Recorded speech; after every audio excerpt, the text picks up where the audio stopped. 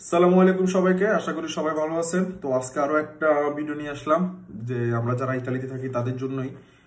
তো এই ভিডিওটা করার একটাই উদ্দেশ্য, কারণ আমার অনেক ফ্রেন্ড, অনেক চিন পরিচিত অনেক লোক আছে যারা আমাকে অনেক রিকোয়েস্ট করছে, ভাই আপনি এই সম্পর্কে একটা ভিডিও করেন, এই ভালোভাবে তথ্য নিয়ে আমাদেরকে ইনফরমেশন গুলো দিয়েন আর কি। তো কি নিয়ে কথা বলবো হইছে আমাদের বাংলাদেশি যারা লিবিয়া থেকে ইতালিতে আসলো এবং কি অন্যান্য পথ দিয়ে ঢুকছে ইতালিতে, তাদেরকে নিয়ে স্পেশাল ভাবে যারা ইতালিতে ঢুকার পর এই ডেট অফ বার্থ চেঞ্জ করছে, মানে বাংলাদেশের পাসপোর্টে একটা জন্ম তারিখ ছিল, ইতালিতে ঢুকার পর কিছু সুবিধা পাওয়ার জন্য তারা এই মিনরেন্নে হিসাবে জন্ম তারিখ দিছে। মিনরেন্নে মানে 18 বছরের নিচে, এখনো প্রাপ্তবয়স্ক হয় নাই, এই ধরনের একটা জন্ম তারিখ দিছে। তো এখন সমস্যাটা কোথায়? সমস্যা হয়েছে, একটা কথা আছে না, অতি লোভে তাঁতি নষ্ট, এটাই। ওনারা এই মিনরেন্নে হিসাবে সুবিধা পাওয়ার জন্য নিজের জন্ম তারিখ চেঞ্জ করে ফেলছে। হ্যাঁ, ধরেন আগে একটা বয়স ছিল, এখন আরো কম দিয়ে দিচ্ছে, 5-6 বছর 7-8 বছর কম দিয়ে দিছিল। মানে যখন ইতালিতে ঢুকছে, ঢুকার পর যখন আপনার দোভাষী ছিল, মেডিয়েটরে যাদেরকে বলে, ওরা যখন জিজ্ঞেস করছে আপনার বয়স কত, হাবি যাবি, মানে যখন এই বেসিক যে কোশ্চেন গুলা করার দরকার ছিল, যখন ওই কোশ্চেন গুলা করছে, এর মধ্যে একটা কোশ্চেন ছিল জন্ম তারিখ। তো যারা লোভ করছে, যারা সুবিধা পাওয়ার জন্য নিজের বয়স কমাই দিছে, তাদের বর্তমানে সমস্যা হইতেছে। হ্যাঁ, সমস্যাটা কি? এই সমস্যা হইছে, আপনি যখন এই লিবিয়াতে আসছেন তখন তো আপনাকে পাসপোর্ট করতে হয়েছে, বা আপনি অন্য যে কোনো দেশে গেছেন, আপনাকে তো পাসপোর্ট করে তারপরে আসতে হয়েছে ওই দেশে, না? তো সমস্যা হয়েছে ওইখানে যে বাংলাদেশ থেকে আসার সময় আপনি কিন্তু ডিজিটাল পাসপোর্টটাই করছেন। হ্যাঁ, তো ডিজিটাল পাসপোর্ট করলে কি ফিঙ্গারপ্রিন্ট, তো ফিঙ্গারপ্রিন্টের মধ্যে আপনার সমস্যাকে আপনি এখন অন্য কোনো পাসপোর্ট করতে পারবেন না। আপনার ফিঙ্গারপ্রিন্টটা কিন্তু এখন বাংলাদেশের পাসপোর্ট অফিসে সেভ করা। হ্যাঁ, তো আপনি নাম চেঞ্জ করতে পারেন, আপনি ডেট অফ বার্থ চেঞ্জ করতে পারেন, আপনি আপনার জন্মস্থান চেঞ্জ করতে পারেন, সবই চেঞ্জ করতে পারেন, কিন্তু ওইটার মাধ্যমে আপনি ধরা খাবেন।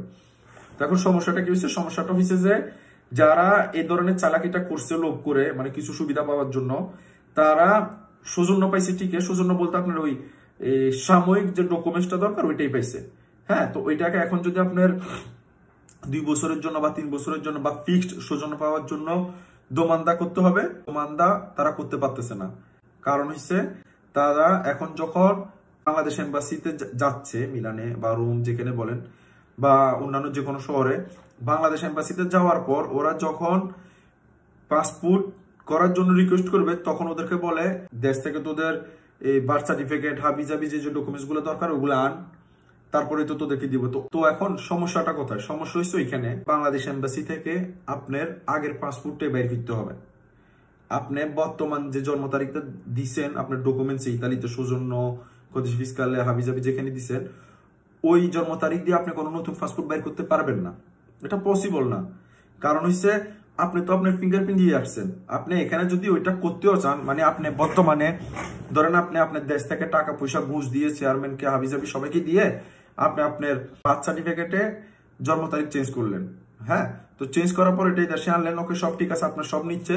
তো আপনি যখন ফিঙ্গারপ্রিন্ট দিতে যাবেন, তখন আপনি ফিঙ্গারপ্রিন্ট দেওয়ার পর ওখানে তো আপনার নোটিফিকেশন আসবে যে আপনার এই ফিঙ্গারপ্রিন্টে অন্য একটা পাসপোর্ট ইতিমধ্যে আছে। তো আপনি তো এই পাসপোর্টটা বের করতে পারতেছেন না।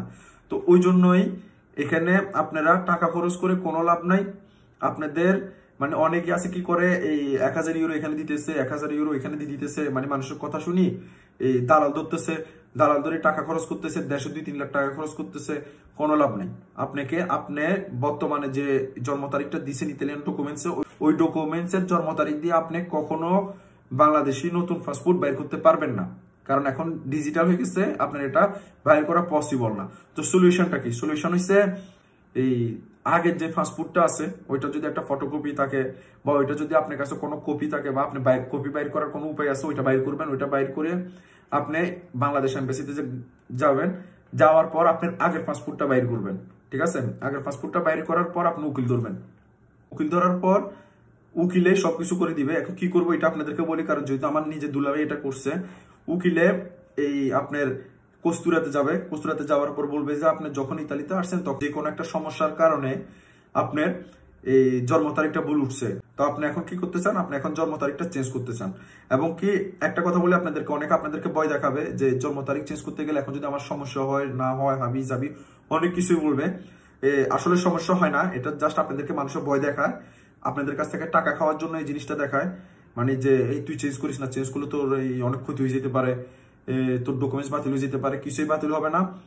আপনি ভালো একটা উকিলের মাধ্যমে যদি যান, কোনো সমস্যা নাই। এটা খুব মানে খুব ডিফিকাল্ট একটা কাজ, আবার খুব সহজ, দুটোটা একসাথেই। এটা মানে বলার কোনো, এটা কিরকম এটা আপনাকে আমি বলে বুঝাতে পারবো না। আপনি যখন নিজে করবেন তখন বুঝবেন। তো আপনি আপনার আগের পাসপোর্ট বাইর করবেন, উকিলের মাধ্যমে যাই আপনি আপনার জন্ম তারিখ চেঞ্জ করবেন, দেন আপনার সব সমাধান হয়ে গেছে।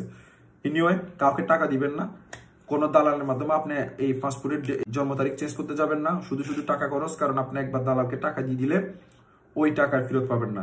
এরকম অনেকের ঘটছে, অনেকের ঘটবে আমি জানি।